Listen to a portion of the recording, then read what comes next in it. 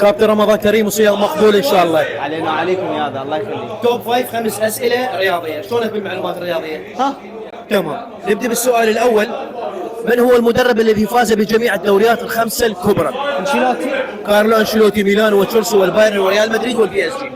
السؤال الثاني. من هو اكثر المدافعين تسجيلا للاهداف بتاريخ كره القدم؟ سيرجيو راموس. لا. مالديني. رونالد كومان. كومان. سجل ما يقارب 253 هدف، وللعلم مثل نادي برشلونه كلاعب ومدرب، ومثل الاياكس امستردام كلاعب ومدرب. تمام. السؤال الثالث. من هو المنتخب الذي تواجد في 3 نهائيات بطولة كأس العالم ولم يفز بها؟ كأس العالم ولم يفز بها. من هو المنتخب الذي تواجد في 3 نهائيات لبطولة كأس العالم هولندا؟ ولم يفز بها؟ نعم، المنتخب الهولندي 74 78 و2010. السؤال الرابع. من هو أقدم نادي بتاريخ كرة القدم؟ أقدم نادي بتاريخ أمستردام.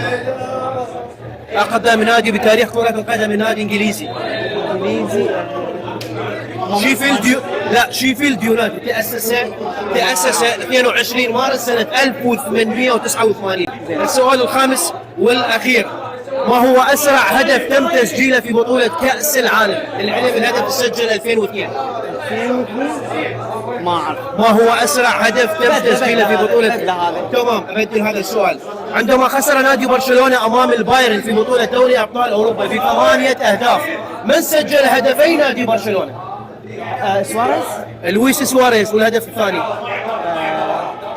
فيدال. لا، ديفيد آلابا بالخطأ في مرمى. شكرا لك كابتن.